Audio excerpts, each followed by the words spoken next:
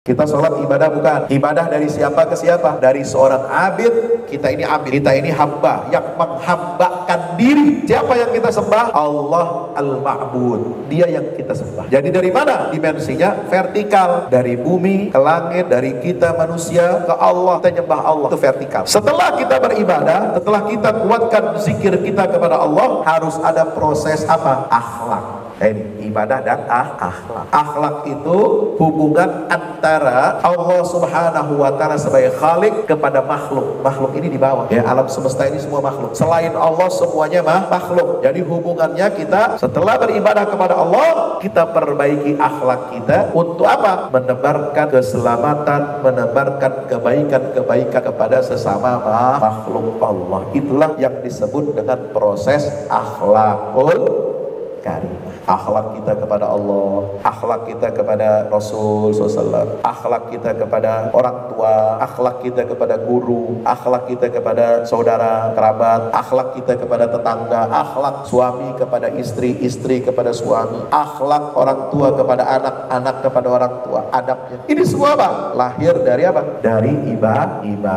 ibadah sholat yang lima waktu. Insya Allah. Jangan sampai kita tidak sholat, karena sholat ini adalah kunci hubungan kita dengan Allah Subhanahu wa Ta'ala. Dan juga ibadah sholat ini, Bapak Ibu yang rahmati Allah, itu merupakan cara bagi kita untuk mencontoh akhlaknya para nabi dan rasul. Semua nabi dan rasul itu sholat, tidak ada yang nggak sholat. Mungkin caranya berbeda-beda, waktunya berbeda-beda, tapi sholat yang disyariatkan kepada Nabi Muhammad SAW dengan gerakannya, dengan rukunnya, dengan sunnahnya, dengan waktu-waktunya, 5 waktu sehari semalam, itu adalah sholat yang paling sempurna, menggabungkan tata cara ibadah sholat seluruh nabi dan rasul. Alhamdulillah. Makanya kata Nabi SAW, simpul Islam terakhir yang akan roboh adalah sholat. Ini kekuatan benteng terakhir umat Islam, sholat. Sholat kita bagus, insya Allah seluruh amal kita, perbuatan kita jadi bagus. Kalau sholat kita rusak, maka kata Nabi SAW juga yang lain bakal ikutan rusak. Maka yang pertama ditanya oleh Allah nanti dihisab di hari kiamat adalah as-sholat. Idza saluhat saluha sa'iru amali, wa idza fasadat fasada sa'iru amali, yaitu sholat. Mudah-mudahan kita dapat istiqomah menegakkan sholat 5 waktu, jaga sholat 5 waktu ini di tengah-tengah keluarga kita, tegakkan di tengah-tengah masyarakat kita, di lingkungan kerja kita, di lingkungan kehidupan kita berbangsa bernegara, bawa nilai-nilai sholat, insya Allah.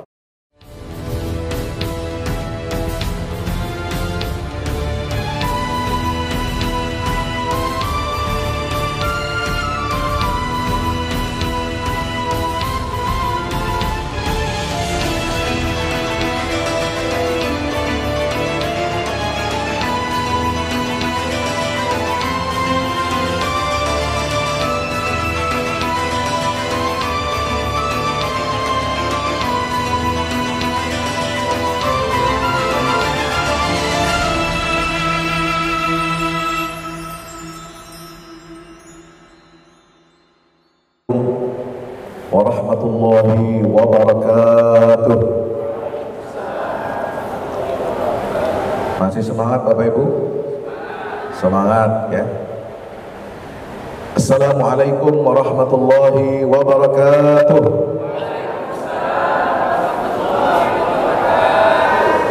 Alhamdulillah. Alhamdulillahi rabbil alamin. Wal aqibatu lil muttaqin.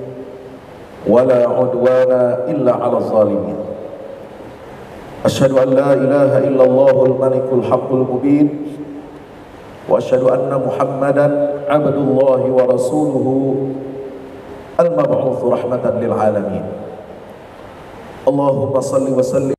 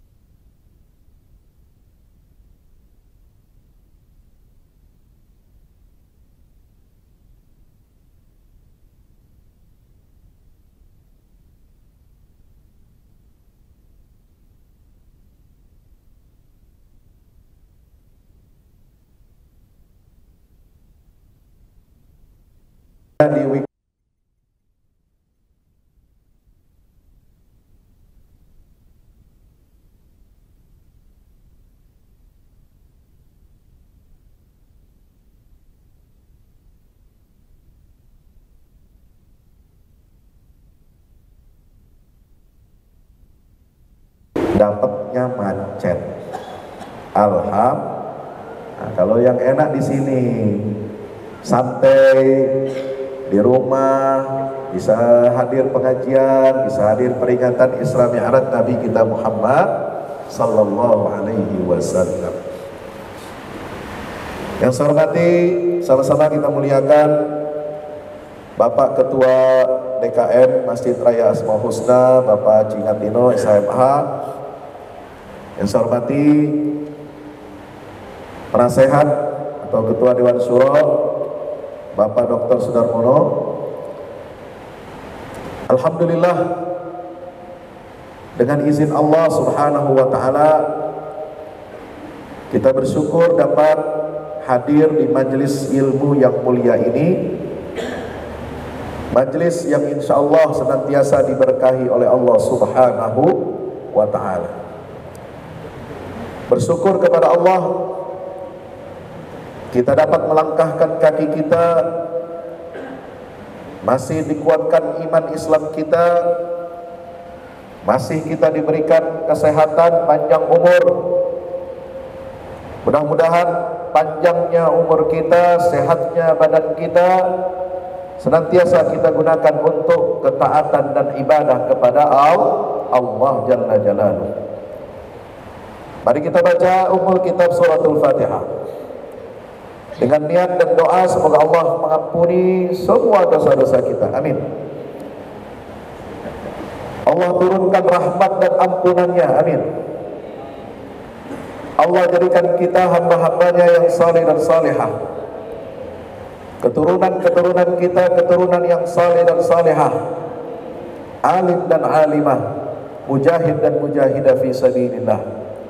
Dan mudah-mudahan anak cucu anak mantu kita semua dapat berjumpa, reuni kembali, dipersatukan oleh Allah Subhanahu wa taala, bukan hanya di dunia ini, tetapi juga insya Allah kita dipertemukan kembali di dalam surganya Allah taala, dan senantiasa kita dapat istiqomah sehingga di akhir hayat kita mendapatkan husnul khatimah. Ala hadhihi niyyah wa kulli niyyatin salihah. Al-Fatihah. Bismillahirrahmanirrahim. Alhamdulillahirabbil alamin arrahmanir rahim maliki yaumiddin. Iyyaka na'budu wa iyyaka nasta'in. Shiratal mustaqim. Shiratal ladzina an'amta 'alaihim ghairil maghdubi 'alaihim waladdallin. Amin ya rabbal alamin. Mari kita bersalawat salam untuk baginda Rasulullah sallallahu alaihi wasallam. Allahumma salli wa sallim wa barik ala sayyidina Muhammad wa ala alihi wa sahbihi wa sallim ajma'in. Sallallahu ala Muhammad sallallahu alaihi wasallam. Sallallahu ala Muhammad sallallahu alaihi wasallam. Ayo. Sallallahu ala Muhammad sallallahu alaihi wasallam. Sallallahu ala Muhammad sallallahu alaihi wasallam. Allahumma salli wa sallim wa barik alaih. Tema kita pada pagi hari ini adalah akhlak dan ibadah.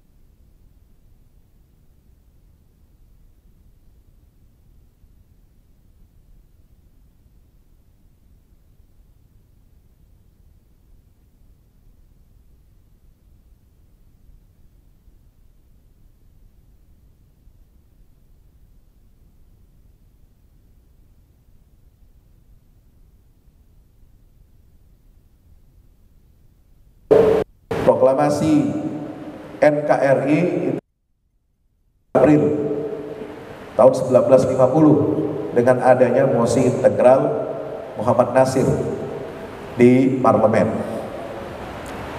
atau masa-masa sulit di akhir-akhir Presiden Soekarno, presiden yang pertama. Bapak Ibu hadirin yang dirahmati Allah Subhanahu wa taala, tetapi yang disebut jiwa muda itu bukan berarti usianya yang muda. Berapa banyak organisasi kepemudaan yang isinya justru orang-orang tua, ya. Pemuda Pancasila, ketuanya itu sepuh, sudah hampir 80 tahun barangkali Pak ya. Itu pemuda tapi masih sudah tua usianya, tapi selalu punya semangat muda. Maka jiwa milenial ini sebenarnya tidak bisa kita kaitkan dengan patokan usia. Apakah usia 30, 20 dan seterusnya. Kalau saya ini awal milenial. Tapi sebenarnya masih dekat ke era kolonial. Ya.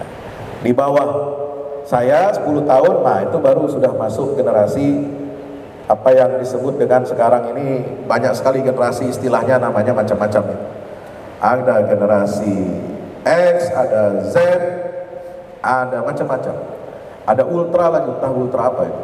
Itu mungkin merek susu kemasan ya. Nah, hadirin dirahmati Allah Subhanahu wa taala, memaknai peristiwa Isra dan Mi'raj Nabi kita Muhammad sallallahu alaihi wasallam di era kehidupan zaman kita sekarang ini. Memang sekarang kita harus terus sampaikan kepada umat Islam, kepada seluruh generasi muda Islam, kepada seluruh orang tua, ya, pentingnya kita memahami sejarah perjuangannya Nabi kita Muhammad SAW, karena momentum Isra dan Mi'raj ini dihadirkan oleh Allah Subhanahu wa taala untuk mengakhiri masa-masa kesedihan, masa kegelapan yang dihadapi oleh dakwah Islamiyah ya. Jadi sejak Rasulullah diutus tahun 1 kenabian sampai tahun 10 itu adalah masa-masa yang kelam, masa-masa yang susah, masa yang sangat sulit dihadapi oleh Rasulullah SAW dan segelintir sahabat-sahabatnya Nabi Muhammad SAW. Tantangannya luar biasa ya. Mulai dari apa? Peristiwa pemboikotan, boikot ekonomi, boikot sosial selama 3 tahun di Syekh Mekah. Semua umat Islam termasuk Rasulullah digelandang, dikeluarin dari rumahnya. Mereka tinggal di tenda-tenda di tengah padang pasir Gurun Tandus ya. Tidak bisa melakukan aktivitas pekerjaannya, mencari nafkah, semua diboikot ya. Bahkan saking susahnya Rasulullah SAW itu selama hampir 3 tahun itu beliau makan itu lebih banyak makannya itu menderita, makan dari daun-daun, kulit-kulit pohon yang kering ya. Karena tidak ada suplai bantuan, atau bahkan mereka punya uang pun tidak bisa membeli. Boikot ya, gimana sih kalau kita boikot?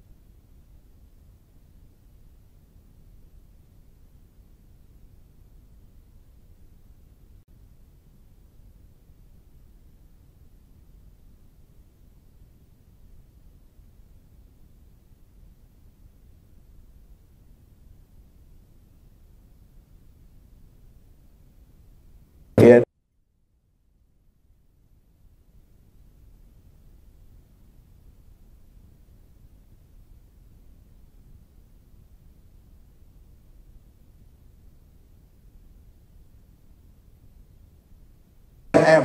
Oh. Itu juga produk Swedia, Pak. Berat tuh, Pak, tantangannya. Siapa yang suka backpackeran? Ya, beli tasnya, ranselnya, backpackernya, backpacknya apa? Tule misalnya. Nah itu Swedia itu nggak gampang tuh, Pak. Ya, berat. Denmark banyak produk-produknya. Nah, seperti itulah kalau kita mau memboikot, sama seperti kaum musyrikin memboikot Rasulullah dan umatnya, nggak boleh beli barang-barang, nggak boleh kita jual beli kepada mereka. Tidak ada suplai makanan, suplai sembako, nggak ada. Subhanallah. 3 tahun.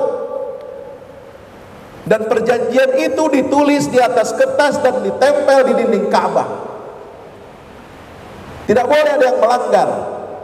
Kalau ada kabilah Arab di Jazirah Arabia yang melanggar dan terbukti menyelundupkan barang, menyelundupkan sembako, menyelundupkan makanan, minuman, mereka akan kena sanksi. Jadi bangsa Quraisy ini bangsa yang berdaulat.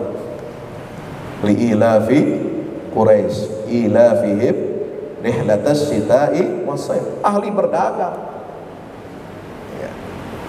Hebat mereka.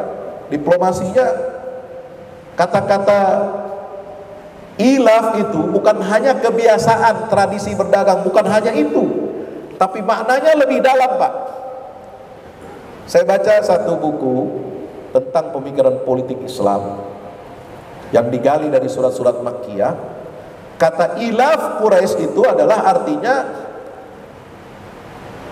diplomasi dan perjanjian-perjanjian dagang yang dilakukan oleh kaum Quraisy itu menjangkau negeri-negeri yang berpengaruh di dunia pada saat itu. Mereka punya perjanjian dagang, mereka punya perjanjian ekspor impor dengan Romawi, dengan Persia, dengan China, dengan Hindustan, dengan semua negara-negara besar. Makanya diabadikan di dalam Al-Quran. Dan berkahnya Rasulullah SAW sebelum menjadi Nabi dan Rasul, Bapak Ibu dirahmati Allah, beliau ini adalah seorang pedagang yang sukses. Alhamdulillah. Konglomerat muda. Jadi fund manajernya, direktur investasinya Khadijah, yang kemudian dipersunting oleh Nabi Muhammad SAW. Ya, bukan karena Nabi yang mau, tapi Khadijah yang pengen. Alhamdulillah. Ya. Jadi Nabi itu 25 tahun usianya. Dalam usia 63 tahun, 25 tahun itu beliau berdagang. Jadi direktur investasi yang menjalankan niaga konglomerat, seorang konglomerat yang bernama Khadijah binti Khuwailid, sampai ke negeri Syam, sampai ke Palestina, sampai ke Romawi Timur. Jadi Nabi ini, Pak, beliau lebih lama jadi pedagang daripada jadi Rasul. Nabi Muhammad jadi Rasul cuma berapa tahun?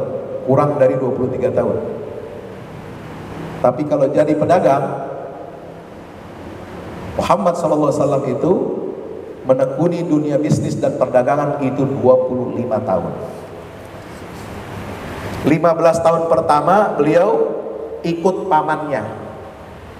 Dari usia akil balik sampai 15 tahun dia ikut pamannya doang, belajar, muhairo, dan seterusnya.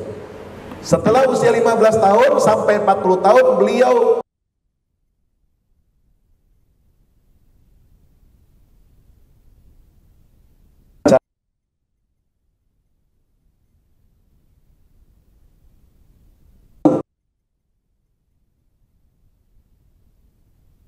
berdagang itu 1200 km jaraknya. Kedua, lama waktunya, long period. Dagang itu bukan ke kota lain cuma sehari atau ikut pameran. 3 hari nongkrong di JIC, nongkrong di ICBSD 3 hari doang. Nabi enggak, 3 bulan, 4 bulan, 6 bulan di luar negeri.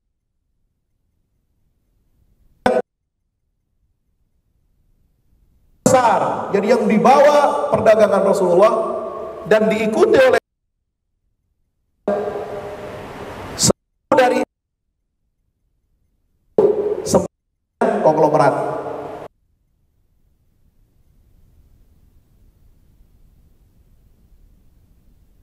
Masuk surga kira-kira gimana? Puasa aja nggak cukup, mesti banyak fulus. Biar bisa apa ya?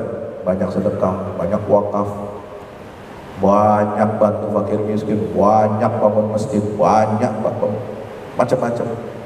Ya, itu kalau mau lempeng masuk surga itu cepat. Ya, insya Allah. Ya. Maka itulah perdagangan Rasulullah selama 25 tahun.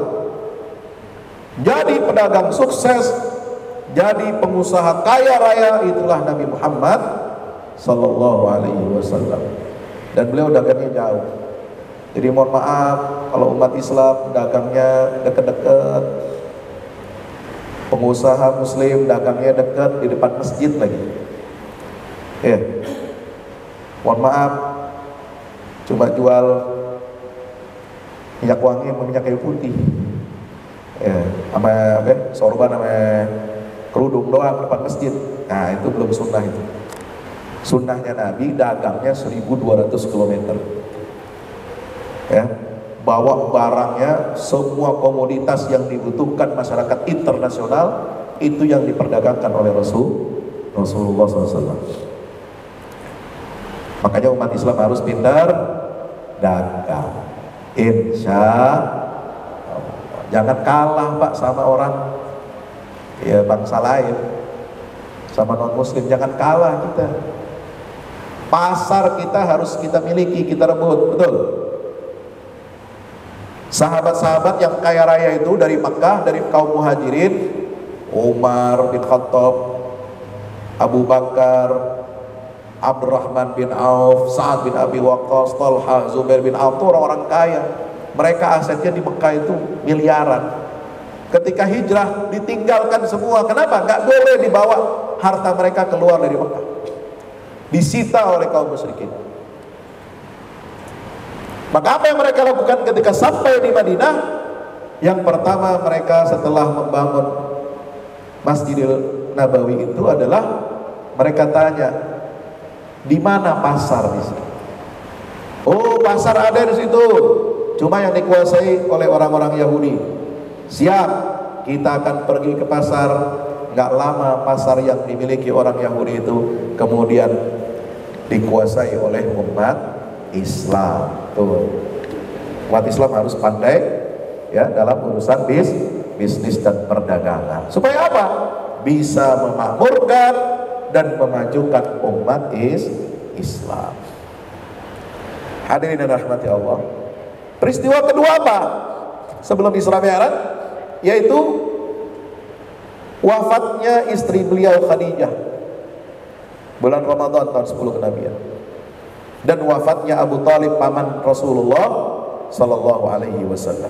Ini yang disebut dengan Amul Huzni, tahun kesedihan. Ya.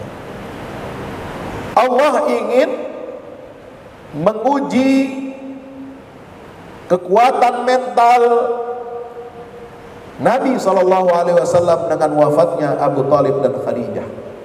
Kalau selama ini 10 tahun berdakwah di Makkah, Nabi Muhammad bersandar kepada Abu Talib dan Khadijah, mendapatkan perlindungan politik dan suplai ekonomi finansial untuk berdakwah, maka Allah Subhanahu wa taala dengan mewafatkan istri dan paman Nabi ini ingin supaya Nabi Muhammad SAW itu mengandalkan Allah, seluruhnya akan ditanggung dan dilindungi oleh Allah Subhanahu wa taala.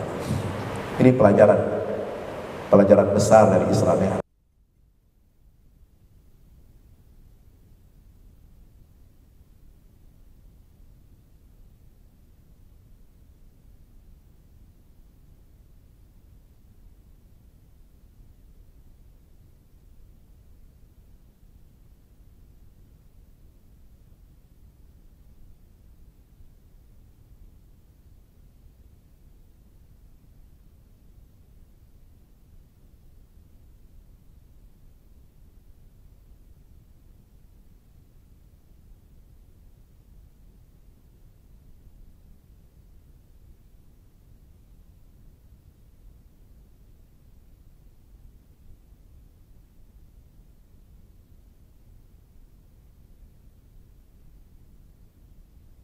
dunia, kekuatan dunia itu akan abadi. Berapa lama kita punya backup ekonomi?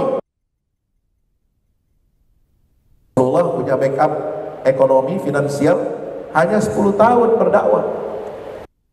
Berapa lama Rasulullah punya kekuatan perlindungan politik, backing politik? Tidak lama. Tapi perlindungan yang lama dan abadi sekekal itu adalah kekuatannya Allah Subhanahu wa ta'ala. Maka anak-anak kita, anak-anak muda kita, dan orang-orang tua yang berjiwa muda harus memiliki ketahanan dan kekuatan mental spiritual.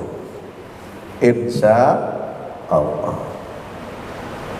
Kita menghadapi badai rumah tangga harus punya kekuatan mental spiritual.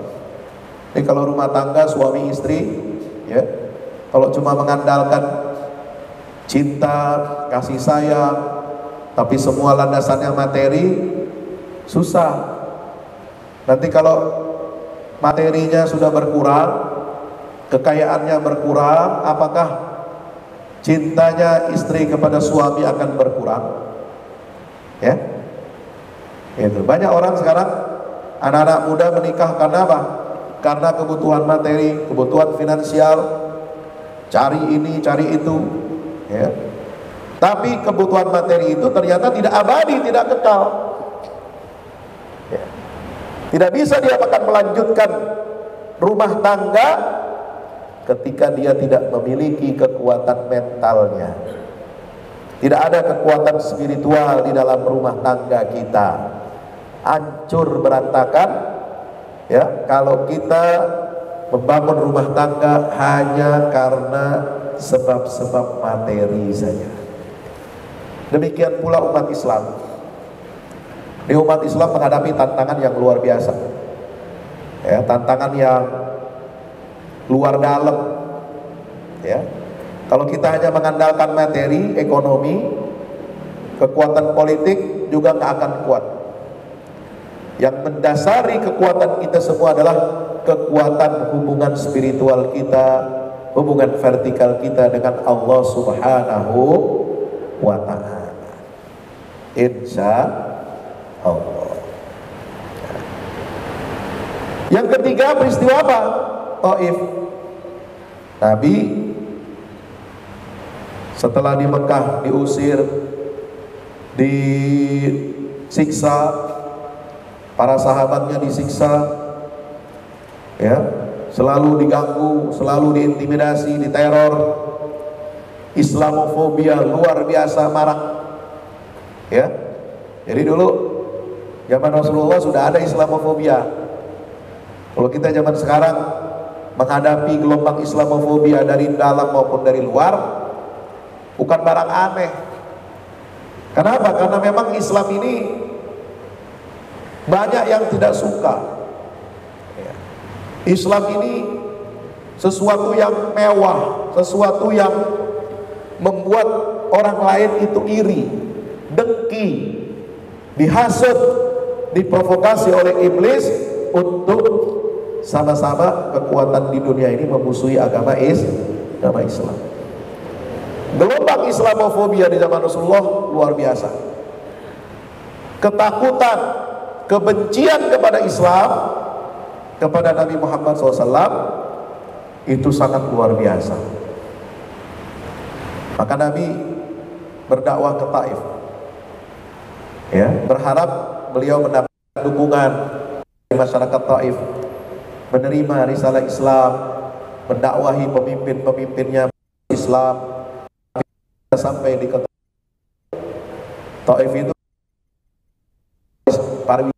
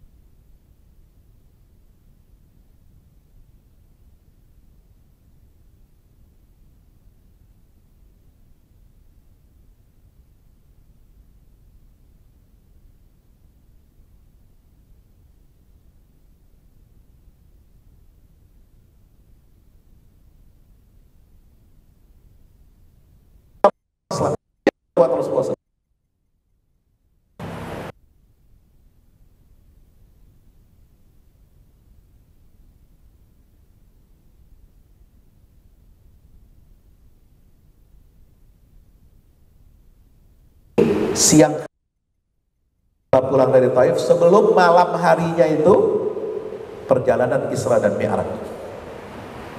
Apa doanya Rasulullah? Ini yang kemudian dikabulkan oleh Allah dengan perjalanan Isra dan Mi'raj. Allahumma inni ashku ilaika dha'fa quwwati. Ya Allah, aku mengadu kepadamu. Dha'fa quwwati, betapa lemahnya kekuatanku. Wa qillata hilati, betapa rapuhnya rencanaku, strategiku itu rapuh, tidak ada hilah. Wa hawani 'alan nas, aku mengadukan kepadamu betapa hinanya aku di hadapan manusia. Anta Rabbi wa anta Rabbul mustad'afin. Ya Allah, Engkau adalah Tuhanku, pemilikku, penjagaku, pelindungku, dan Kaulah pelindung orang-orang yang lemah di atas muka bumi ini. Ila man takiluni, ya Allah, kepada siapa Engkau akan menyerahkan aku? Ila ba'idin yatajahhamuni, apakah Engkau akan serahkan aku kepada orang asing yang mereka bermuka muram, bermuka masam kepadaku, mereka membenci aku? Am ila aduwin man laktahu amri, atau Engkau akan serahkan aku kepada pihak musuh yang akan menguasai diriku? Subhanallah. Di sini doanya Rasulullah sallallahu alaihi wasallam.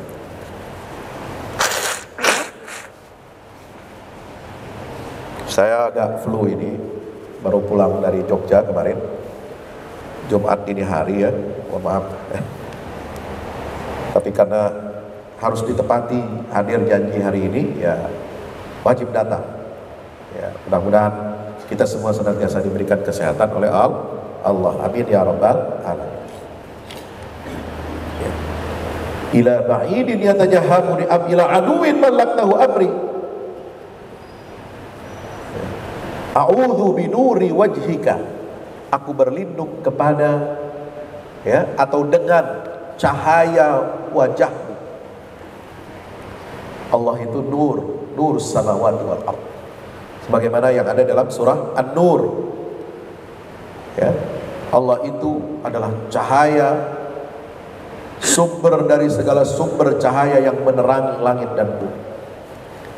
Ya. A'udzu binuri wajhika alladzi asyraqat lahu dzulumat, yang menerangi semua kegelapan-kegelapan. Wasaluha bihi amrud dunya wal akhirah, dan dengan cahaya itu menjadi baiklah seluruh urusan dunia dan akhirat.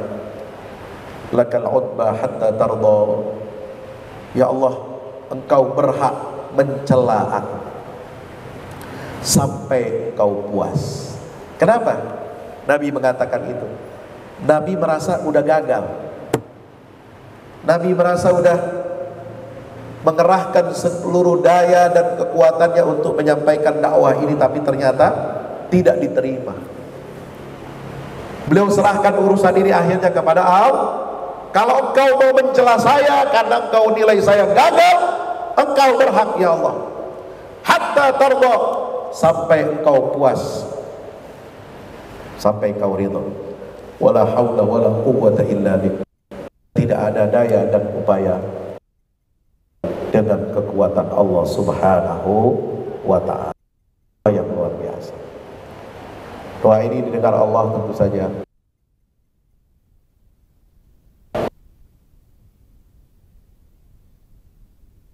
Kalau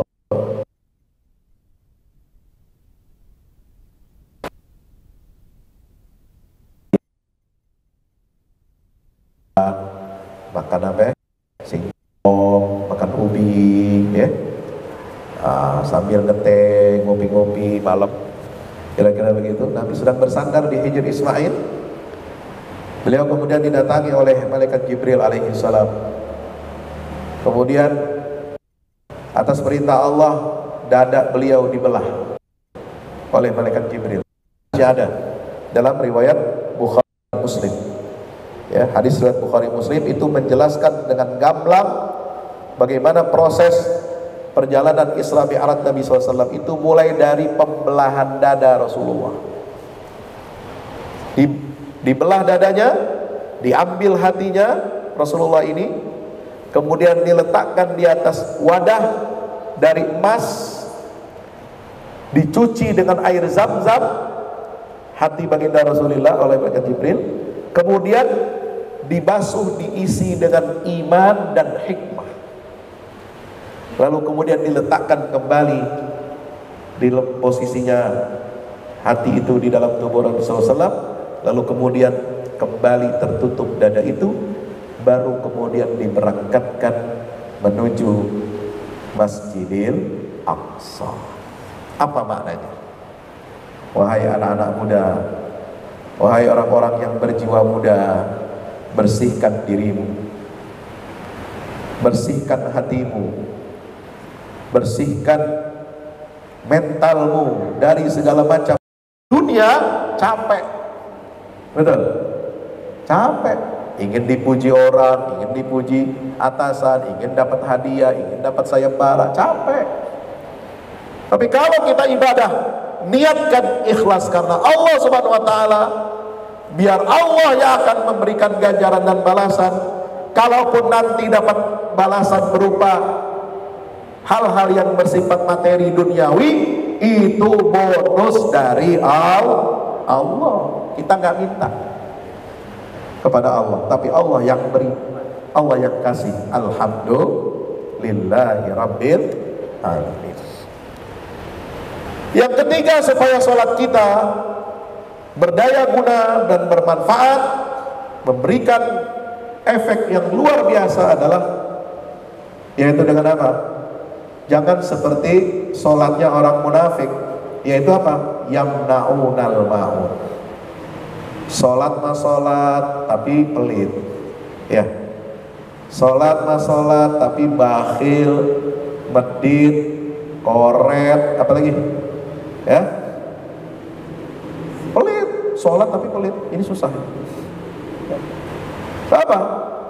Orang tanda, salah satu ciri tanda sholat yang diterima oleh Allah adalah dia selain berbakti kepada Allah, dia berbakti kepada sesama. Dia membantu kepada orang-orang yang membutuhkan bantuan. Makanya dalam surah Al-Ma'un, ini nama surat Al-Ma'un, isinya tentang ciri-ciri orang pendusta agama. Surat Al-Ma'un ini populer kalau di Muhammadiyah, sehingga Kiai Ahmad Dahlan dulu mendirikan organisasi ini adalah untuk apa? Memberdayakan orang-orang miskin, fakir miskin, anak yatim, anak terlantar. Pengajian Kiai Ahmad Dahlan surat Al-Ma'un itu nggak beres-beres, 6 bulan ngaji Al-Ma'un doang. Kenapa? Karena setiap baca satu ayat itu harus dipraktekkan. Kalian santri-santriku belajar surat Al-Ma'un, hari ini tugas kalian cari orang miskin di luar sana, beri mereka pakaian, beri mereka minuman, beri mereka makanan. Jadi bukan ngaji Quran cuma buat enak-enakan doang. Ngaji Quran harus dipraktekin. Oi, Assalamualaikum. Ngaji Quran bukan cuma buat dibagusin lagunya, bukan cuma dibuat lomba-lomba. Ngaji Quran buat isinya dipraktekin. Ente baca surat Al-Ma'un, bantu orang fakir miskin, cari.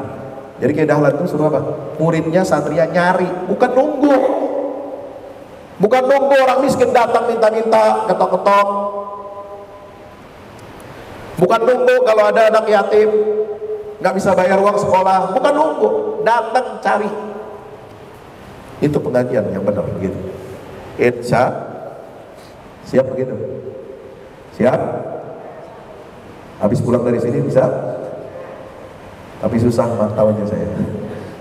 Ya, nanti harus ada pantau dari DKM-nya masing-masing, dari ketua dan majelis syuronya ya. Insya Allah. Surat Al-Ma'un ini namanya saja bantuan. Al-Ma'un itu istilah dalam Al-Quran bahasa Arab, artinya bantuan, surat bantuan. Apa yang diperlukan oleh masyarakat?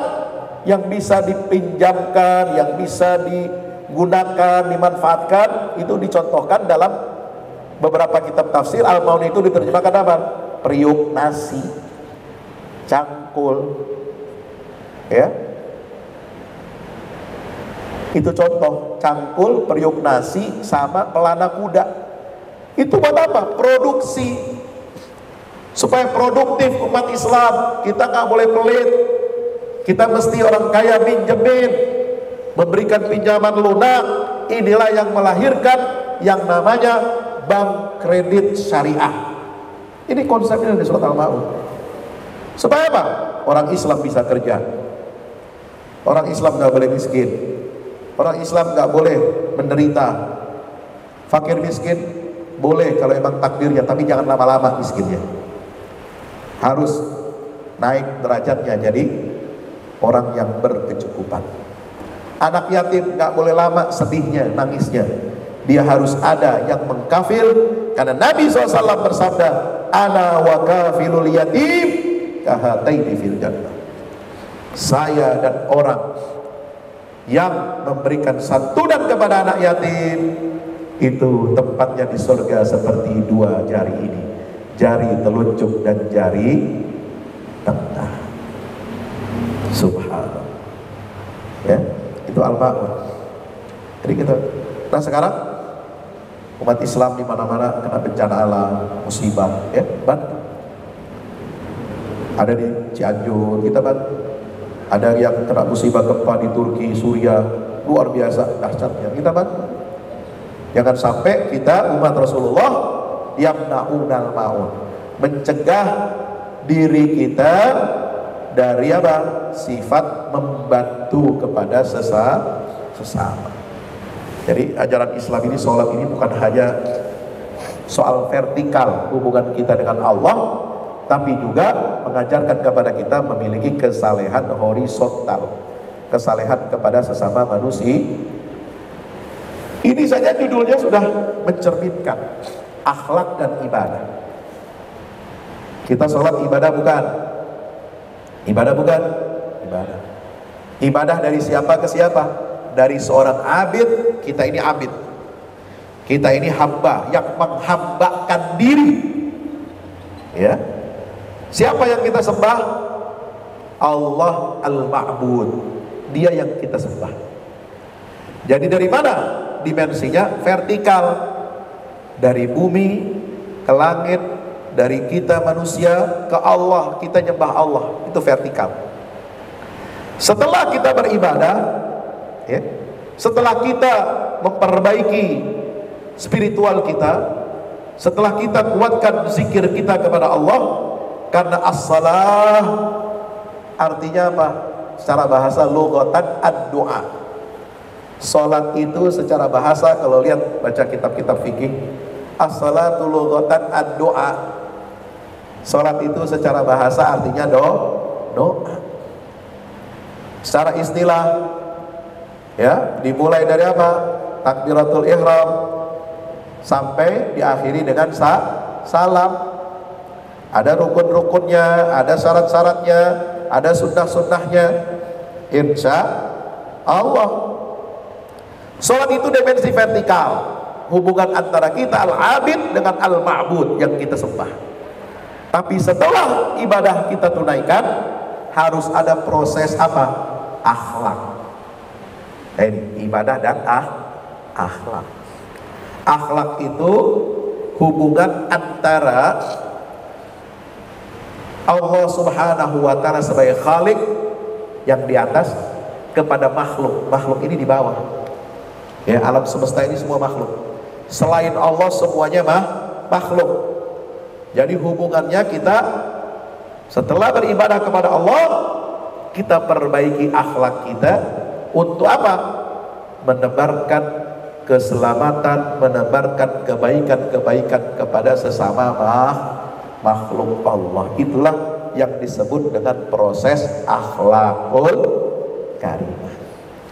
Akhlak kita kepada Allah, ya, akhlak kita kepada Rasul SAW, akhlak kita kepada orang tua, akhlak kita kepada guru, akhlak kita kepada saudara, kerabat, akhlak kita kepada tetangga, akhlak suami kepada istri, istri kepada suami, akhlak orang tua kepada anak, anak kepada orang tua, adabnya.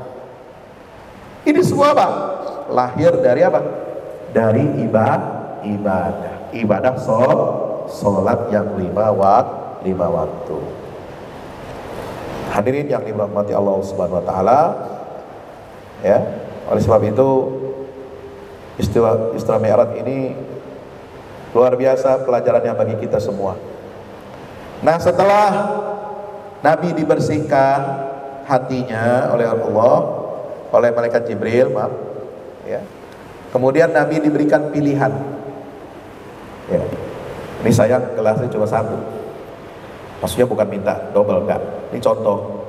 Nabi diberikan pilihan 2 gelas oleh malaikat Jibril. Satu isinya air susu, ya, putih. Yang satu lagi isinya anggur, minuman keras. Nabi memilih air susu. Kata Jibril, inilah minuman yang sesuai dengan fitrah. Engkau memilih fitrah dan menjaga umatmu dari kemaksiatan, tidak memilih air anggur. Maka itu pelajaran bagi kita, terutama anak-anak muda atau orang-orang yang berjiwa muda, ya. Jangan sekali-kali kita mempromosikan minuman keras, ya. Jadi hubungannya sholat dengan menciptakan masyarakat yang baik, yang berakhlak, itu luar biasa, ya. Nabi sudah contohkan, kalau kita mau minum sesuatu itu minuman yang sehat, yang produktif, yang banyak sumber vitaminnya, proteinnya ada, vitaminnya ada, energinya ada, itu susu. Jangan anak-anak muda milih minum minuman keras, ya. Biar apa? Keren, biar dibilang modern, biar dibilang gaul. Enggak begitu, ya. Hati-hati anak-anak muda kita ini. Kita punya anak masing-masing, tanggung jawab orang tua, ya. Jangan kita biarkan anak kita tanpa bimbingan, tanpa pedoman agama, ya. Orang tua punya status sosial tinggi, punya kekayaan, punya jabatan, punya pengaruh, tapi lupa kadang-kadang mendidik anak-anaknya. Nauzubillah min zalik. Tahu-taunya anaknya ditangkap. Kenapa? Karena mengkonsumsi obat terlarang. Tahu-taunya anaknya ketangkap lagi berbuat maksiat. Nauzubillah min zalik. Ini jangan sampai. Jaga fitrah anak-anak kita ini agar sesuai dengan fitrah tauhid yang telah ditanamkan oleh Allah Subhanahu wa ta'ala. Bapak Ibu yang dirahmati Allah, setelah itu Nabi Isra Mi'raj, ya. Isra perjalanan malam hari kemana? Ke Masjidil Aqsa. Bertemu dengan 124.000 nabi. Alhamdulillah. Beliau jadi imam sholat di sana, ya, karena Palestina ini bumi yang diberkahi oleh Allah. Palestina ini pusat dakwahnya para nabi-nabi sebelum Nabi Muhammad SAW. Semua nabi Bani Israel itu, selain dia sebagai rasul penyampaian risalah, mereka tugasnya adalah, tugas utamanya adalah jadi merbot masjid. Jadi merbot apa? Masjid. Merbot Masjidil Aqsa maksudnya, ya. Coba lihat ayat kelahirannya kelahiran Siti Maryam, ya. Inni nadartu laka ma fi batni muharrara fataqabbal minni innaka antas samiul alim. Falamma wada'atha qalat rabbi inni wada'tuha untha wallahu a'lamu bima wada'at wa laysa dhakaru kal untha wa inni sammaituha Maryam wa inni u'idzuha bika wa dhurriyyataha minasy syaithanir rajim. Jadi bahkan Orang-orang soleh saja itu punya cita-cita, punya mimpi besar, visi besar, menjadikan anak-anak yang dikandung oleh istrinya itu jadi pelayan masjid. Itu cita-cita. Ya, ibu-ibu kalau hamil cita-cita anaknya mau jadi apa? Woi, anak-anaknya kalau ibu hamil, ini saya tanya jujur, waktu hamil anak itu anak-anak mau dijadiin apa? Ada yang punya cita-cita anak saya pengen jadi kayak bapaknya, PNS, pejabat, birokrat, advokat, anu ya, macam-macam gitu. Yang benar itu visi kita adalah menjadikan anak-anak kita ini semua sebagai pelayan masjid, pengabdi masjid, bukan pengabdi setan. Woi, film lah dibikin judulnya pengabdi setan, gila banget itu. Ya, pengabdi Allah, pengabdi masjid, itu benar. Ya, loh, nggak ada masa depannya Pak Ustadz. Merbot pekerjaan sampingan, merbot itu pekerjaan kecil. Siapa bilang? Merbot masjid, pengurus masjid itu pekerjaan paling mulia. Ya, saking mulianya disebut oleh Allah dalam Al-Quran tuh. Nadartu laka ma fi batni muharrara. Ya Allah, aku bernazar anak bayi yang ada dalam kandunganku ini lahir nanti aku persembahkan dia untuk menjadi merbot masjid. Itu doanya keluarga Imran. Sahabat, merbot masjid ini bukan pekerjaan kecil, bukan pekerjaan remeh. Merbot masjid ini pekerjaan besar. Pekerjaan besar harus ditopang, diisi oleh orang-orang hebat. Merbot masjid bukan hanya diisi oleh tukang cleaning service, enggak. Yang namanya merbot masjid, ini Pak Ketua DKM merbot masjid, Majelis Syuranya merbot masjid, ketua ini, itu harus diisi oleh orang-orang hebat, doktor, insinyur, sarjana hukum, advokat, pengacara, harus jadi merbot masjid. Insya, polisi, tentara, mau aktif mau pensiun, jadi merbot masjid ente. Ya, supaya apa? Masjidnya disegani, masjidnya dihormati, masjidnya bersih, rapi, cakep. Kenapa?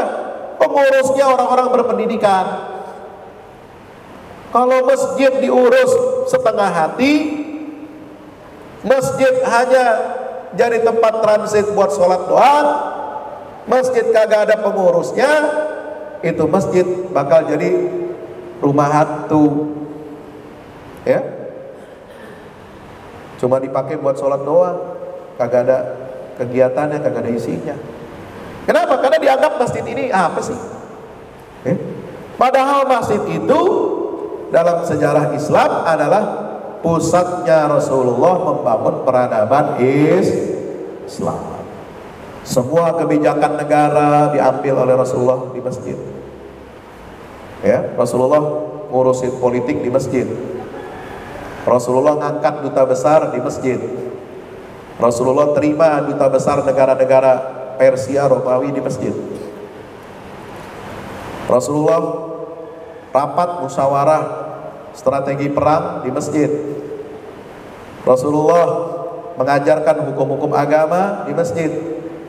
Rasulullah mengatur urusan dagang, pasar, ekonomi dari masjid, mengendalikan dari masjid. Maka jangan pisahkan masjid dari kehidupan. Kalau ada yang bilang masjid nggak boleh melakukan politik identitas, itu kudu belajar lagi. Woi, halo, Assalamualaikum. Politik identitas lu pakai buat ke buku mati Islam aja. Rasulullah itu menjalankan politik identitas, bos. Ya. Bagaimana orang Islam nggak berpolitik dengan identitas Islamnya? Itu nggak bisa. Orang Islam itu berpolitik dengan identitas Islamnya, bukan dengan tanpa identitas. Kalau politik tanpa identitas namanya politik PKI. Semuanya mau dikosongin, nggak ada nilai-nilai agama.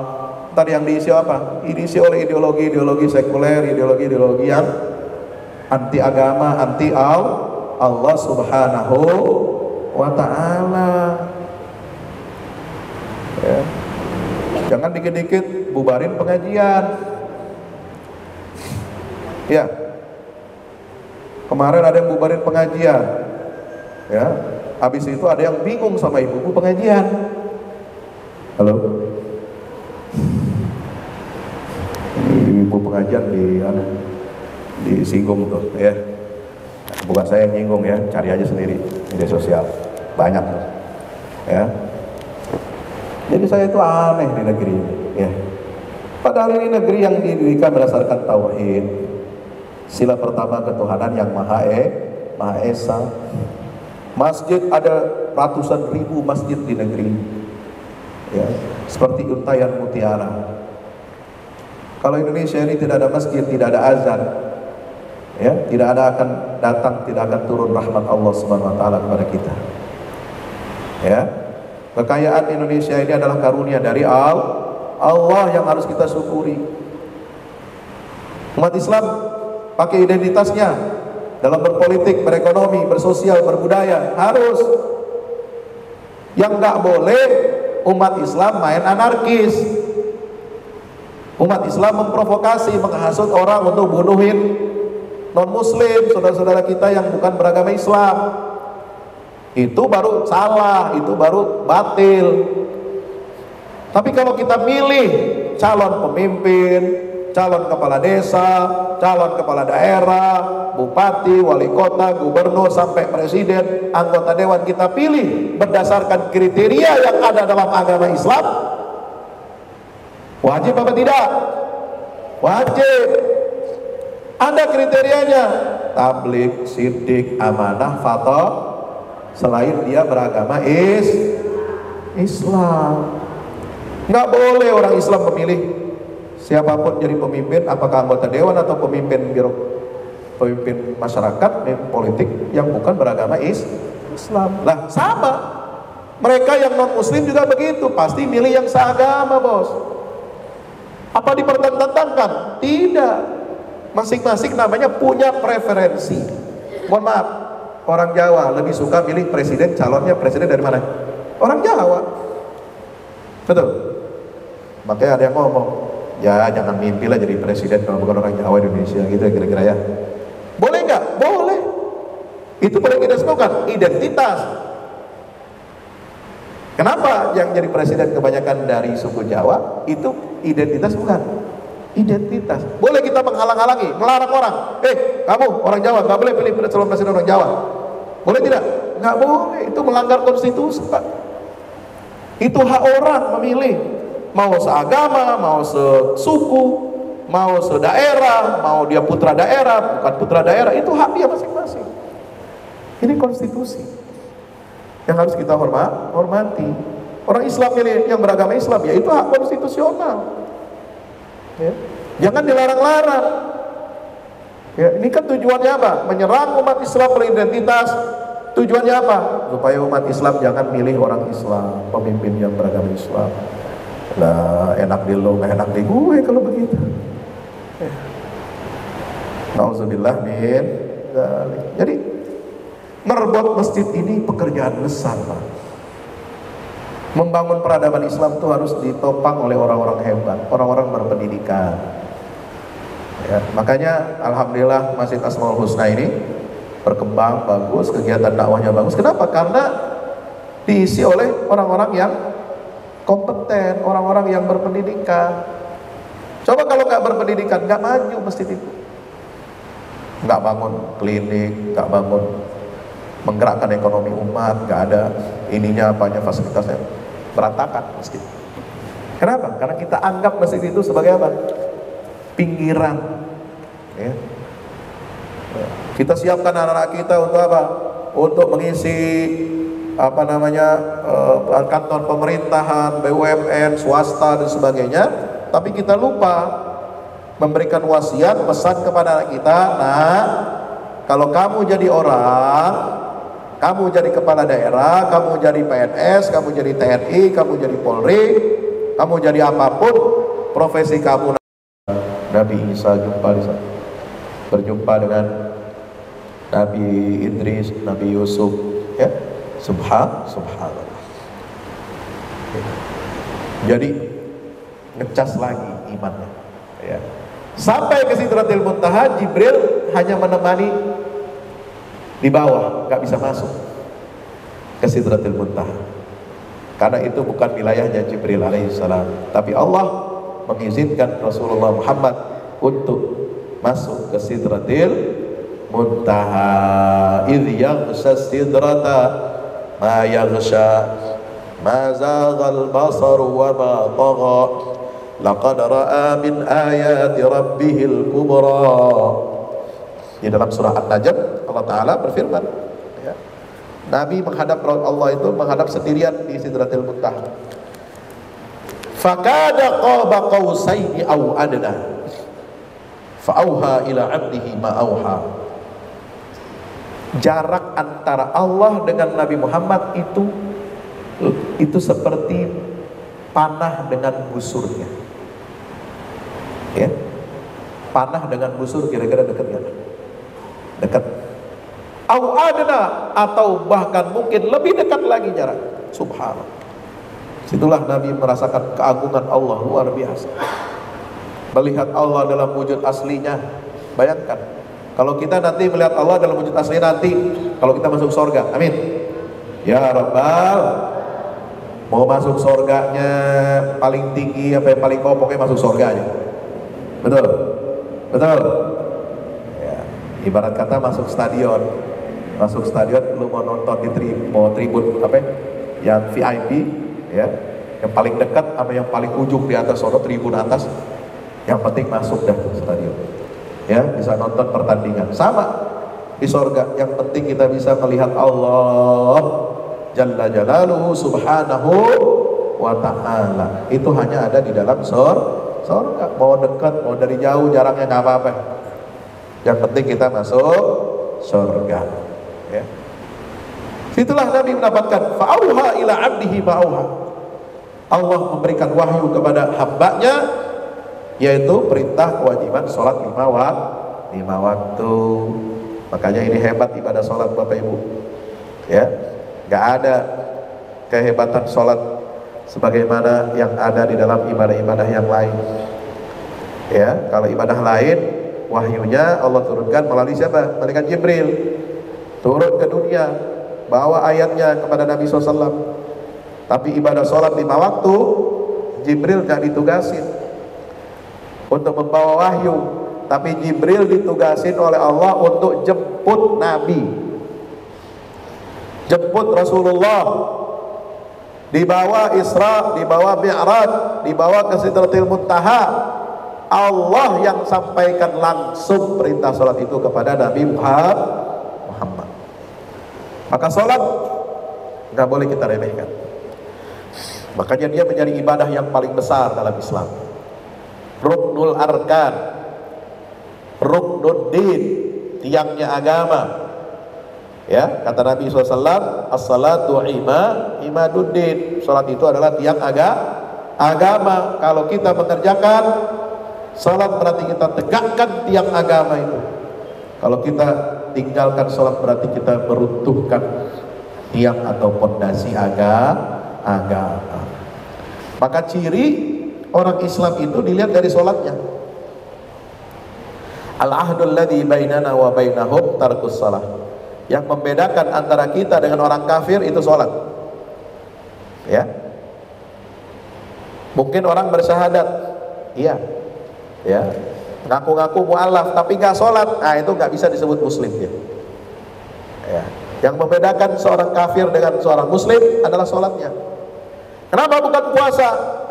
Karena nggak semua orang Islam bisa puasa, menjalankan ibadah dengan baik. Ada orang yang ada uzur, ada yang nggak mampu, ada yang bayar fidyah, ada macam-macam. Kenapa bukan zakat? Karena zakat tahunan, sekali setahun bayarnya. Kenapa nggak haji? Yang membedakan kita dengan orang kafir, karena haji sekali seumur hidup, itu pun bagi yang mampu.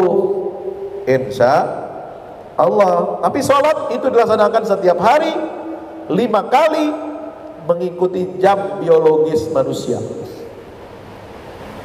Gitu. Waktu mengontrol kehidupan manusia ini dengan sholat 5 waktu. Mulai dari kita bangun subuh, waktu fajar, kemudian zuhur, kita lagi tengah-tengah pekerjaan, puncak produktivitas kita itu ketika sholat zuhur.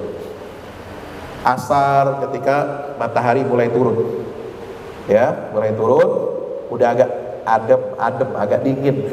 Kalau dari duha sampai zuhur itu panas, zuhur sampai jam 2 masih panas, mulai jam 3 jam 4 matahari udah ada adem. Itu jam biologis kita. Sampai waktu maghrib sholat, zikir. Jadi kita ini mengisi waktu kehidupan kita itu selalu diisi dengan apa? Ingat kepada Allah. Ya. Tidak boleh ditinggalkan. Sehat, sakit, tua, muda, kaya, miskin, semuanya wajib untuk menegakkan ibadah sholat. Ya, tidak ada adu usul dalam sholat ini. Kalau nggak bisa berdiri, dia duduk. Sakit, dia duduk sholat. Kalau nggak bisa duduk juga, dia berbaring, dia gerakkan tangannya. Ya. Kalau nggak bisa menggerakkan tangan, berbaring, dia cukup memberikan isyarat. Ya, nggak bisa juga, ya disolatin deh. Insya Allah. Jangan sampai kita tidak sholat, karena sholat ini adalah kunci hubungan kita dengan Allah Subhanahu wa ta'ala. Dan juga yang terakhir, ibadah sholat ini Bapak Ibu yang dirahmati Allah, itu merupakan cara bagi kita untuk mencontoh akhlaknya para nabi dan rasul. Semua nabi dan rasul itu sholat, ya, tidak ada yang nggak sholat. Mungkin caranya berbeda-beda, waktunya berbeda-beda, tapi sholat yang disyariatkan kepada Nabi Muhammad SAW dengan gerakannya, dengan rukunnya, dengan sunnahnya, dengan waktu-waktunya, 5 waktu sehari semalam, itu adalah sholat yang paling sempurna, ya, menggabungkan tata cara ibadah sholat seluruh Nabi dan Rasul. Alhamdulillah. Makanya kata Nabi SAW, simpul Islam terakhir yang akan roboh adalah sholat. Ya, pertama yang akan roboh dari Islam ini adalah masalah hukum dan pemerintahan. La tantaqidanna urwal islami urwatan fa awwaluhunna naqdan al-hukmu wa akhiruhunna naqdan as-salah. Simpul Islam ini banyak, dari A sampai Z, semuanya Islam. Yang pertama roboh simpul Islam adalah hukum dan pemerintahan. Ya. Tapi hukum pemerintahan roboh, tidak menjalankan syariat Islam, orang Islam masih disebut Islam. Ya, ini sabda Nabi SAW. Jadi kalau ada pemimpin negara belum optimal, belum 100% menerapkan syariat Islam, apakah negara, pemimpin dan rakyatnya otomatis jadi kafir? Enggak.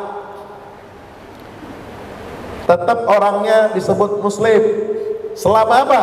Akhiruhunna naqdan as-salah, selama kita semua menegakkan sholat 5 waktu. Kalau udah nggak ada sholat, berarti udah hilang Islamnya. Makanya nggak ada istilah negara kafir Republik Indonesia, nggak ada, bos. Indonesia ini menegakkan hukum Islam juga, ya, sholat bebas di mana-mana, masjid dibangun di mana-mana, betul. Orang mau zakat, ada undang-undang zakatnya, ada amil zakatnya, betul.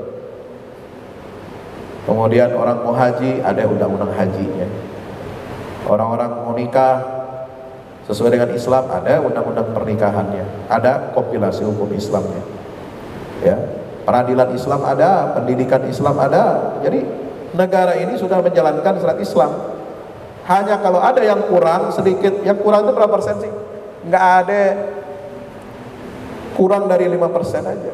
Yang belum itu soal pidana, hukum pidana Islam, itu aja yang belum. Ya, tapi negara kita ini sudah memenuhi syarat untuk disebut sebagai negara Islam karena orang-orangnya, rakyatnya, pemimpinnya beragama Islam dan semuanya menjalankan syariat Islam, mulai dari sholat, zakat, puasa, haji dan seterusnya dan seterusnya. Alhamdulillah.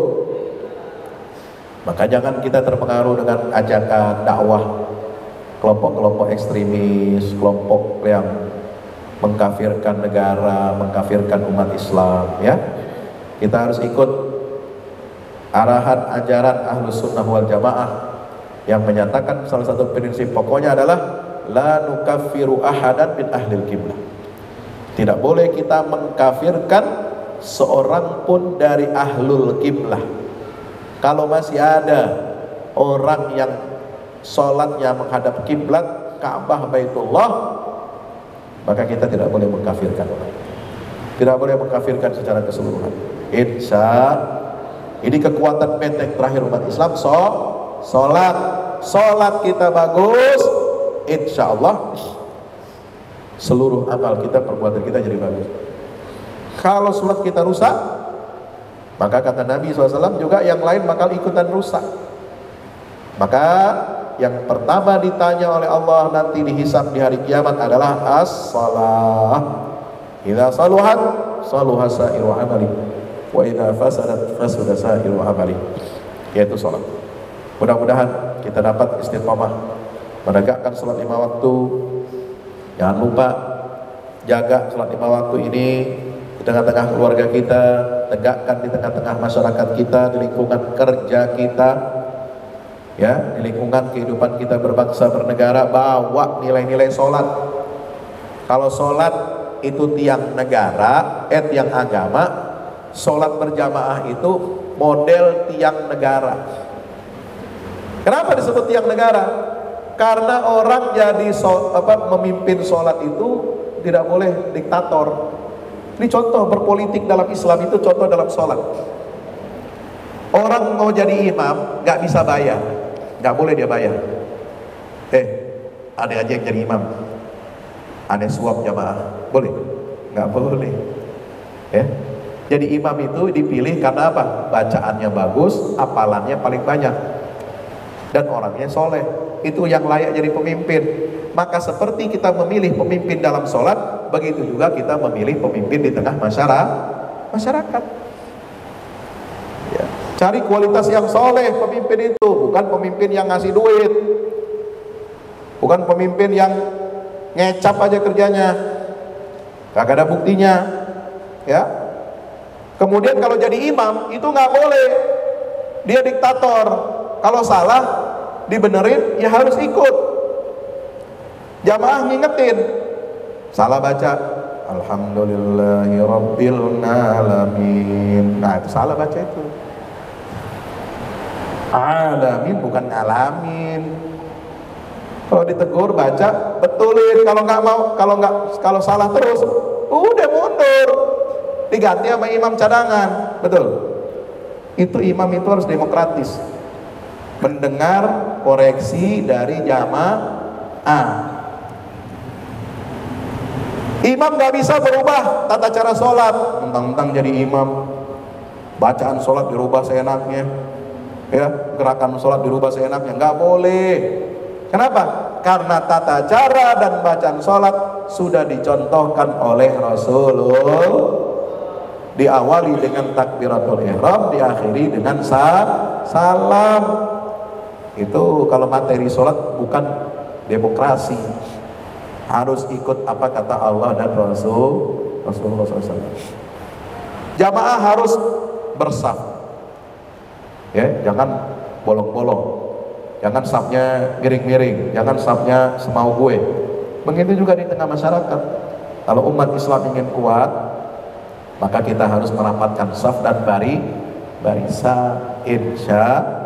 Jadi sholat ini adalah tiang agama sekaligus sebagai tiang bernegara. Kita bisa mencontoh penyelenggaraan kehidupan bernegara itu dari apa? Sholat miniaturnya. Miniaturnya itu sholat. Insya Allah, mudah-mudahan kita senantiasa diberikan kebaikan, rahmat dari Allah Subhanahu Wa Taala, dijaga iman Islam kita sampai akhir hayat kita. husnul khatimah. Amin ya rabbal alamin. Terima kasih atas perhatiannya. Mohon maaf atas segala kekurangannya. Aku qouli hadza astaghfirullah li wa lakum. Wassalamualaikum warahmatullahi wabarakatuh. Waalaikumsalam warahmatullahi wabarakatuh. Syukran jazakumullahu khairan Ustaz Ahmad Salim atas penyampaian yang sangat luar biasa. Maka dari itu kami membuka mungkin untuk dua sesi pertanyaan, mungkin dari bapak-bapak satu, dari ibu satu, jika ada yang ditanyakan silakan. Dari bapak-bapak mungkin satu menit, silakan bapak.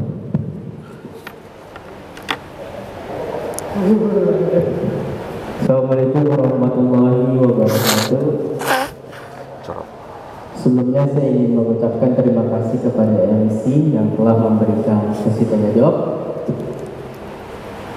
Singkat saja, saya ingin bertanya. Saya pengen meminta nasihat ke Ustadz, apalagi kepada anak muda.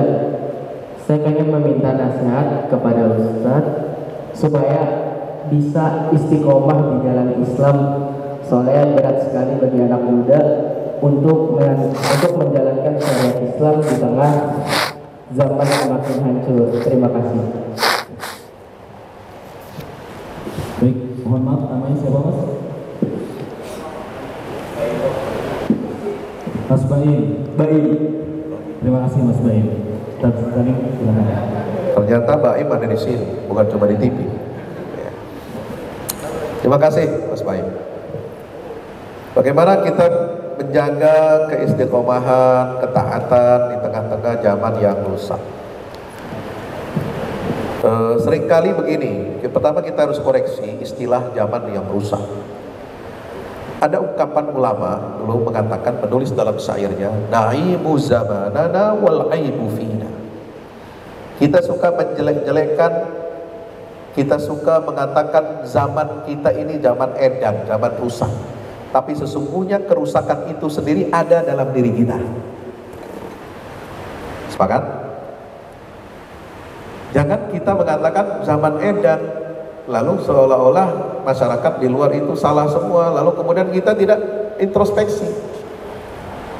Jangan-jangan rusaknya zaman kita sekarang itu akibat ada perbuatan kita masing-masing, ada kontribusi pengaruh kita dalam perbuatan kita sehari-hari, gitu, ya. Kenapa zaman sekarang bisa rusak? Barangkali kita kurang gencar amar ma'ruf dan nahi mungkarnya. Kenapa zaman bisa rusak? Barangkali karena kita belum mengkader umat Islam ini, ya, dengan pengkaderan yang sungguh-sungguh, sehingga apa? Umat Islam bisa menguasai perekonomian, perpolitikan, dan seterusnya dan seterusnya. Sampai juga umat Islam mestinya mewarnai apa? Institusi-institusi penegak hukum. Ini penting. Jangan kita cuma menyalahkan Polri. Oh, Polrinya brengsek katanya. Mohon maaf ya. Itu karena ada kasus Sambo. Ya, karena orang Islamnya nggak banyak masuk Polri. Ya. Yang membenahi di dalam siapa kalau bukan kita? Ya. Yang bisa membela agama dan membela ulama siapa di institusi penegak hukum kita kalau bukan orang Islam yang baik? Ini, ya. Ini kekurangan kita. Aib itu ada pada diri kita. Jangan kita hanya menyalahkan orang. Ini catatan saya pertama, termasuk saya. Mungkin saya kurang soleh, saya kurang dakwahnya kurang gencar, ya. Meskipun menurut kita sudah melakukan apa yang bisa kita lakukan lebih baik. Yang kedua, bagaimana cara kita mencegah diri kita ikut-ikutan rusak di tengah kerusakan ini? Nah, ini penting. Ikan tidak ikut menjadi asin walaupun dia ada di tengah lautan yang asin airnya. Dia tiap hari minum air asin, betul? Ikan tiap hari minum air asin kan? Ya. Buang airnya di situ juga, ambil napasnya di situ juga, ya kan? Tapi tubuh ikan itu tidak otomatis dagingnya jadi asin, kecuali nanti diambil oleh nelayan lalu kemudian dikeringin, diasinin, baru jadi ikan asin. Tapi kalau ikan langsung diambil dari laut segar, ada nggak yang dagingnya ikan itu asin? Nggak ada. Nah, kita harus jadi seperti itu. Kita hidup di tengah kerusakan, tetapi kita mencoba seoptimal mungkin agar tidak ikut-ikutan jadi rusak. Ya, caranya dengan bagaimana? Caranya dengan kita menjaga sholat 5 waktu. Ini penting. Sholat 5 waktu ini benteng. Ya, ini akan menjaga kita. Kenapa? Sholat itu zikir. Aqimis sholata li dzikri. Inna sholata tanha 'anil fahsya'i wal munkar. Menjaga kita, mencegah kita dari perbuatan keji dan mungkar. Ya. Ini juga jadi benteng. Minimal kalau ada orang ngajak kita maksiat, kalau kita sholatnya benar, kita akan stop. Kita nggak mau ikut kemaksiatan, nggak mau ikut ajakan orang. Minimal begitu. Jadi apa? Jadi pengendali, jadi pengingat buat kita bahwa kita ini ya tidak boleh lemah di hadapan godaan-godaan hawa nafsu. Ya, jaga sholat 5 waktu. Insya Allah kita semua terhindar dari berbagai macam kerusakan. Yang kedua, berjamaahlah, pilihlah, bergabunglah dengan orang-orang yang baik. Nah, ini. Jadi di tengah kerusakan, kalau kita punya teman yang baik, itu insya Allah kita dapat dapat imunitas, ya, dapat suntikan vaksin. Vaksin kita pertama dari apa? Sholat. Jadi kita nggak gampang kena virus-virus maksiat. Vaksin boosternya, ini sholat vaksin utama. Kalau mau kita dapat kekebalan tubuh yang lebih ekstra, vaksin booster namanya. Apa vaksin booster kita dalam kehidupan? Yaitu bergaulnya dengan orang-orang soleh. Jangan ikut lingkaran-lingkaran yang jelek. Itu namanya bitonatus su, lingkaran jahat, lingkaran setan. Ya, sehingga kalau ikut lingkaran setan, jadinya kena apa? Kena vonis berjamaah. Tuh kayak Sambo tuh, bawa temennya semua. Ya kan? Sayang kan? Udah jenderal bintang 2, temennya mau bintang 2, bintang 1, udah apa? Pangkatnya udah menengah, mau naik jadi jenderal, kena semua. Kenapa? Karena pergaulan. Takut sama atasan. Bergaulnya, begajulnya sama atasan yang keliru lagi, salah. Terus begitu. Jadinya kena hukum di dunia, apalagi nanti di akhirat. Nauzubillah min dzalik. Saya kira itu, ya, cara kita untuk bisa terhindar dari kerusakan-kerusakan. Wallahu a'lam bishawab. Baik, terima kasih Ustaz atas jawabannya. Mungkin satu pertanyaan lagi dari Ibu, silakan jika ada yang ingin ditanyakan. Cukup Ibu? Ada? Silakan Ustaz Riki, mungkin bisa diberikan mic. Silakan Ibu, disebutkan namanya dan dari mana. Silakan.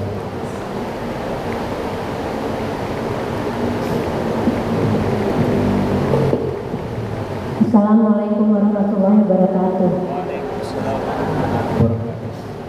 Nama saya Yeni. Silakan Ibu Yeni. Ya, saya mau tanya Pak, apakah benar Rasulullah itu buta huruf? Karena masih muda beliau sudah menjadi eksportir, jadi juga menjadi panglima perang, serta menjadi cucu seorang pemuka Quraisy. Demikian pertanyaan saya. Terima kasih. Baik, terima kasih Ibu. Silakan. Baik. Terima kasih. Ini pertanyaan juga penting ya, tentang sejarah Rasulullah SAW. Apakah benar Rasulullah itu seorang yang buta huruf? Ini pertanyaan pernah dan sering dilontarkan oleh orientalis. terutama Yahudi dan Nasrani, orientalis yang memang ingin melemahkan ajaran Islam. Loh, kalau Muhammad itu buta huruf, ya, seperti disebutkan dalam ayat An-Nabiyil Ummi, ya, yajidunahu maktuban indahum fit Taurat wal Injil. Kok kenapa dia masih mudanya itu seorang pebisnis? Masa iya pebisnis pedagang, apalagi dagangnya itu sudah lintas negara, lintas batas, kok nggak bisa baca tulis? Kayaknya nggak mungkin, ya. Dia memimpin negara, masa dia buta huruf? Tidak. Jadi begini, betul ada pendapat ulama yang mengatakan, ada dua pendapat mainstream, ya, menjadi rujukan umat Islam ini adalah, yang pertama mengatakan bahwa Rasulullah itu memang buta huruf, baik sebelum apalagi sesudah beliau menjadi Rasul, ya. Buta huruf yang dimaksud apa? Yaitu beliau tidak membaca buku-buku apapun dalam soal-soal ilmu pengetahuan dan tentang agama. Tentu saja ilmu pengetahuan di zaman Rasulullah sudah ada, berkembang di dunia ini, sudah ada peradaban Romawi, Persia, Yunani, Hindu, Mesir kuno. Ada ilmunya, ada. Bagaimana mungkin orang Mesir kuno bisa membangun piramid yang simetris, segitiga, bentuknya seperti itu, dengan bangunan yang kokoh, ya, dengan kedalaman ada lorong-lorongnya, itu luar biasa. Itu kan berarti sudah ada cara berhitungnya, ya. Arsitekturnya ada, cara menghitung kekuatan bangunan itu ada. Bagaimana dia bisa tahan gempa? Padahal itu bangunan sudah ribuan tahun, tapi masih tetap berdiri. Di India, di China ada tembok China, tembok besar Cina. Di Romawi ada macam-macam, ya. Itu mereka mendirikan bangunan itu, ya. Berarti kan ada ilmunya, memang. Ya. Yang kedua, ada banyak agama-agama di dunia ini. Ada Zoroaster, ada Sabean, ada Majusi, ada agama nenek moyang. Kalau di kita ada Karuhun, ada apa? Agama apa itu? Sunda Wiwitan, ya. Kemudian agama macam-macam lah. Ya, itu sebelum Islam, ya. Lalu kemudian agama yang rumpun, agama Semitik, Yahudi, Nasrani, dan Islam. Tapi sebenarnya Yahudi, Nasrani sebenarnya dulu Islam, cuma menyimpang dari Islam, tidak lagi sesuai dengan ajaran Nabi Musa dan Isa yang mentauhidkan Allah Subhanahu wa Ta'ala. Nah, seorang Nabi dan Rasul itu, kalau dia berinteraksi dengan ilmu pengetahuan di zamannya, berinteraksi dengan buku-buku tentang ilmu agama di zamannya, itu bisa saja dia nanti akan merekayasa, akan ngarang-ngarang, ngarang-ngarang wahyu, ya. Nah, itu yang dituduhkan oleh orientalis. Muhammad itu sebenarnya bukan buta huruf, dia bisa baca, dia bisa tulis, ya. Dan dia membuat ajaran Islam ini, dia karang-karang, direkayasa, diambil, dicomot sana sini dari semua ajaran agama dunia. Itu tuduhannya dari orientalis, ya. Nauzubillah min dzalik. Ya. Padahal Nabi tidak pernah baca buku-buku tentang agama, tidak pernah baca Taurat, tidak pernah baca Injil yang asli maupun yang sudah dipalsukan. Beliau tidak berinteraksi dengan itu. Tidak juga baca ilmu pengetahuan. Kenapa? Al-Quran isinya banyak, mengandung ayat-ayat kauniyah yang sesuai dengan temuan-temuan sains modern. Kalau itu bersumber dari Muhammad sendiri, itu nggak mungkin, karena ilmu pengetahuan manusia di zaman itu tidak nyampe seperti yang diinformasikan di dalam Al-Quran. Pasti salah. Nah, itu membuktikan bahwa Nabi Muhammad bukanlah seorang yang pandai membaca, tulis, dan mengenal peradaban-peradaban dan ilmu-ilmu agama sebelum Islam. Itu, ya. Tapi kalau sekedar membaca, menulis sebelumnya itu bisa, dan tapi terbatas dalam apa? Terbatas untuk urusan dagang. Ya namanya mencatat barang pasti catat dong, ya kan? Namanya pedagang pasti pandai berhitung. Ya, nggak mungkin pedagang nggak bisa ngitung, ya, atau minimal mencatat administrasinya. Nah itu yang dimaksud ummi di situ, itu seperti itu. Rasulullah ya setelah diangkat menjadi rasul itu kemudian betul-betul ya dibuat oleh Allah sedemikian rupa menjadi tidak bisa baca dan tidak bisa menulis, padahal sebelumnya bisa. Untuk apa? Untuk menutup subhat ya atau tuduhan bahwa Muhammad membuat ajaran Islam ini, Quran dan hadis dikarang oleh Nabi Muhammad. Karena apa? Karena dia sudah pernah membaca literatur masa lalu. Jadi memang dibuat oleh Allah sedemikian rupa, tidak bisa lagi, tidak bisa baca dan tidak bisa tulis. Paham? Alhamdulillah. Demikian. Baik, syukran jazakallahu khairan atas penyampaian atas pertanyaannya. Baik, para jamaah yang dirahmati Allah Subhanahu wa taala, sudah kita lalui beberapa acara dan kita tutup ta'lim kita dengan doa. Insyaallah kami dipimpin oleh Ustaz Fahmi Salim dan kepada beliau bersilakan. Bismillahirrahmanirrahim. Mari kita tutup dengan kita membaca istighfar. Astaghfirullahalazim. Astaghfirullahalazim. Astaghfirullahalazim. Alhamdulillahirabbil alamin.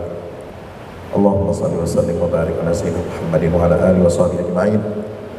Allahumma taqabbal minna salatana wa du'aana wa siyamana wa qiyamana wa ruku'ana wa sujudana wa takhashu'ana wa tadarru'ana wa tamim taqsirana bi rahmatika ya arhamar rahimin. Allahumma ati nufusana taqwaha wa zakkiha anta khairu man zakkaha fa innaka ya rabbana anta waliyuha wa maulaha. Rabbi ij'alna muqimis shalah wa min dhurriyyatina rabbana wa taqabbal du'a. Rabbana hab lana min azwajina wa dhurriyyatina qurrata a'yun waj'alna lil muttaqina imama. Rabbana atina min ladunka rahmah wa hayyi lana min amrina rasyada. Rabbana atina fid dunya hasanah wa fil akhirati hasanah wa qina adzabannar. Ya Allah ya rabbal alamin, ampunilah dosa-dosa kami, dosa-dosa orang tua kami, dosa guru kami, dosa mertua kami, dosa seluruh kaum muslimin dan muslimat, dosa murid-murid kami. Ya Allah, karuniakanlah rahmat dan ampunan-Mu kepada orang tua kami ya Allah, sebagaimana Engkau mengkaruniakan kepada mereka rasa kasih sayang kepada kami. Ya Allah ya rabbal alamin, mudahkanlah dan kuatkanlah, istiqomahkanlah kami dalam beribadah kepadamu ya Allah. Jadikan hamba-hamba kami sebagai hamba-hamba-Mu yang berakhlak mulia, yang beribadah dengan baik, yang senantiasa menjaga iman dan takwanya kepadamu ya Allah. Ya Allah, jadikan anak cucu kami anak cucu yang salih dan saleh, alim dan alim, mujahid dan mujahidah fi sabilillah. Jadikan pemimpin-pemimpin kami pemimpin yang mengajak kepada kebenaran dan keadilan, pemimpin yang senantiasa menjauhi kezaliman dan kemungkaran. Ya Allah ya Tuhan kami, ampunilah pemimpin-pemimpin kami, orang tua kami, ulama-ulama kami ya Allah. Kuatkanlah hati mereka ya Allah, senantiasa untuk berdakwah kepada agama, senantiasa beramar ma'ruf dan nahi munkar untuk menjaga kemuliaan umat-Mu. Rabbana atina fid dunya hasanah wa fil akhirati hasanah wa qina adzabannar. Wa sallallahu ala nabiyyina Muhammad wa ala alihi wa sahbihi wasallam walhamdulillahi rabbil alamin.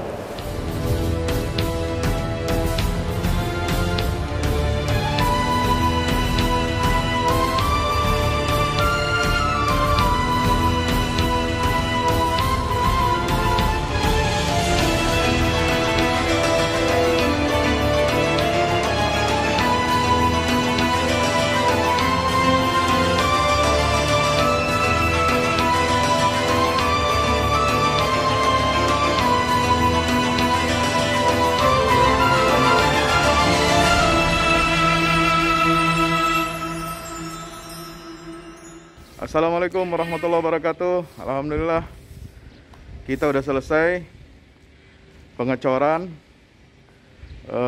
rooftop ya. Itu apa? tangga buat ke bawah. Yang ini di atas buat toren 2 biji. Ini semua udah dikeliling tembok. Ya, ini untuk lantai paling atas buat futsal, buat jemuran, buat tanaman hidroponik juga ntar insya Allah. Ya, terus support ya teman-teman. Alhamdulillah terus selesai pengecorannya semuanya. Ya, ini progres kita terbaru.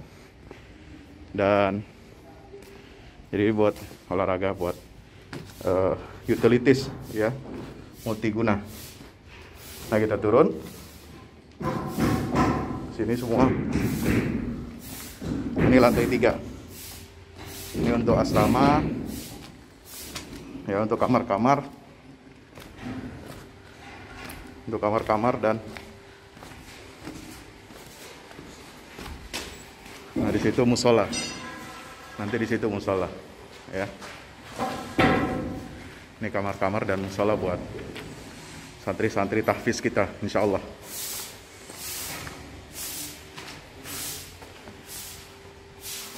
Nah, ini lantai 2 kita turun.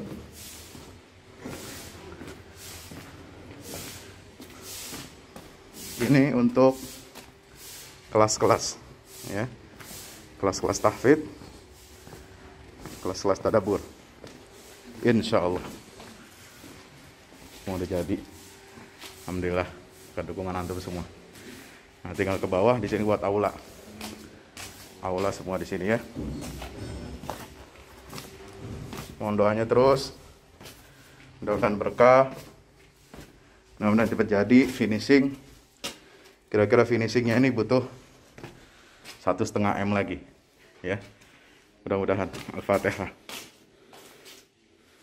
Al-Fahmu Institute mempersembahkan serangkaian buku karya Ustadz Fahmi Salim LCMA. Buku pesan-pesan tauhid untuk negeri di masa pandemi. Buku mutiara ilmu-ilmu Al-Quran.